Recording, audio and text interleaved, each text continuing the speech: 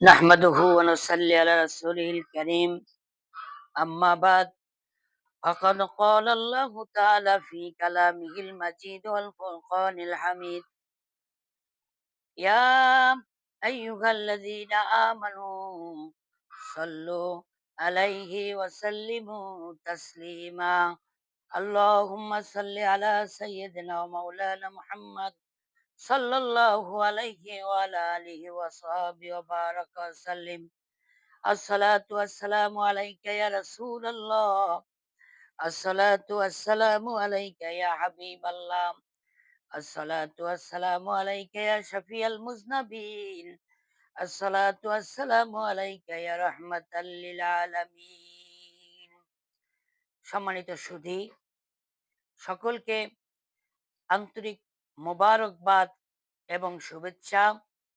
আসসালামু আলাইকুম ওয়া রাহমাতুল্লাহি ওয়া বারাকাতুহু।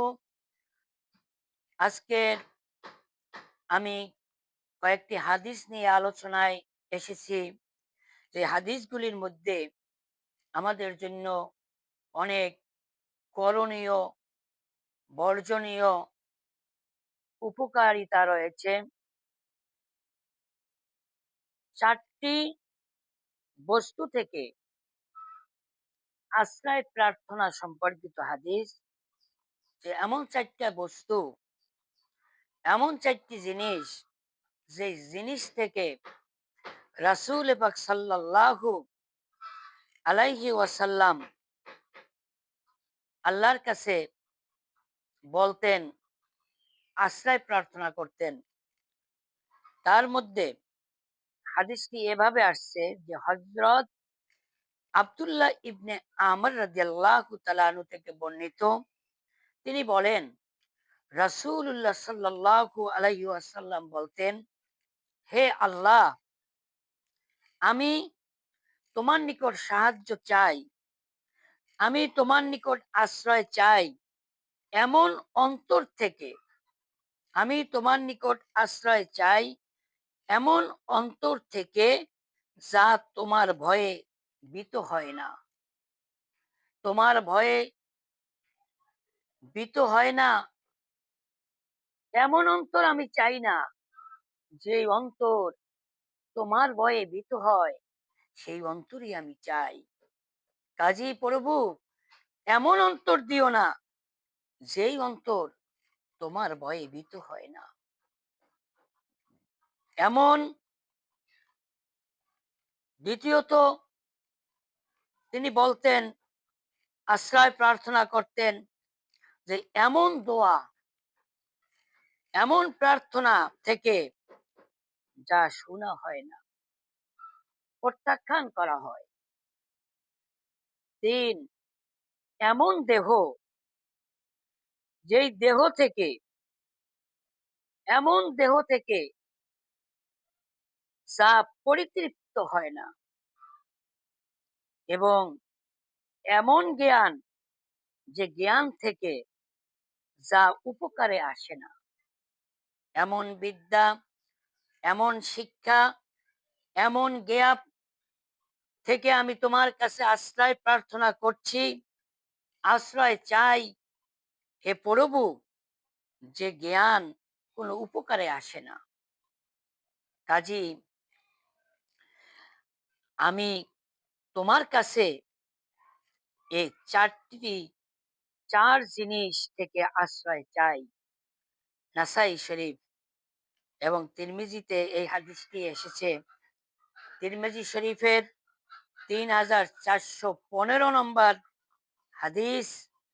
এই হাদিসে রাসূলুল্লাহ সাল্লাল্লাহু আলাইহি সাল্লাম এই 4টি বিষয় আল্লাহর কাছে আশ্রয় প্রার্থনা করতেন। আমি আবারও বলি, ১ নম্বর, আল্লাহ, যেই অন্তর তোমার ভয়ে ভীত হয় না, এমন দোয়া থেকে যা শোনা হয় না, এমন দেহ থেকে যা পরিতৃপ্ত হয় না, এমন জ্ঞান থেকে যা উপকারে আসে না, আমি তোমার কাছে এই 4 জিনিস থেকে আশ্রয় চাই। সম্মানিত হাজিরিন, এই হাদিসের আলোকে আমাদের গ্রহণীয় এবং বর্জনীয় এই দিকগুলি হলো আমাদের অন্তর।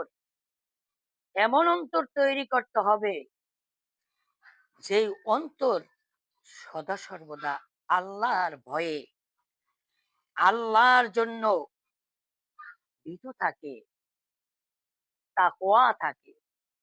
এই তাকওয়া ছাড়া, ভয় ভীতি ছাড়া যেখানে চলবো, যেখানে উঠবো বসবো, সর্বক্ষেত্রে আল্লাহ রব্বুল আলমিনের ভয় আমাদের অন্তরে থাকতে হবে, তাকওয়া থাকতে হবে।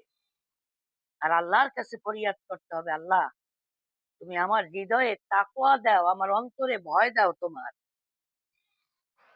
দ্বিতীয়ত, এমন দোয়া যেই দোয়া শোনা যায়, শোনা যায় না এমন দোয়া নয়, এমন দেহ যেই দেহ পরিতৃপ্ত হয়, আর যেই দেহ পরিতৃপ্ত হয় না সেই দেহ নয়, এমন জ্ঞান যা উপকারে আসে না, উপকারে আসে না এমন জ্ঞান দ্বারা দুনিয়াতেও শান্তি পাওয়া যায় না, আখিরাতেও শান্তি পাওয়া যায় না।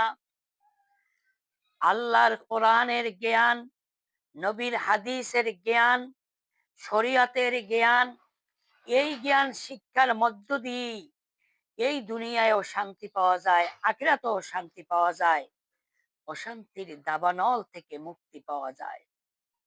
গোটা বিশ্ব আজকে কোরআনের জ্ঞান থেকে, হাদিসের জ্ঞান থেকে, নবীর আদর্শ থেকে দূরে সরে যাওয়ায় বিভিন্নমুখী শিক্ষা, যে শিক্ষার মধ্যে আল্লাহ ভীতি নেই, যেই শিক্ষার মধ্যে উপকার নেই, যেই শিক্ষার মধ্যে আদব নেই, যেই শিক্ষার মধ্যে মানুষের প্রতি ভালোবাসা নেই, ওই শিক্ষায় দুনিয়াতেও কোনো লাভ নেই, আখিরাত তো না, আখিরাত তো লাভ হবেই না।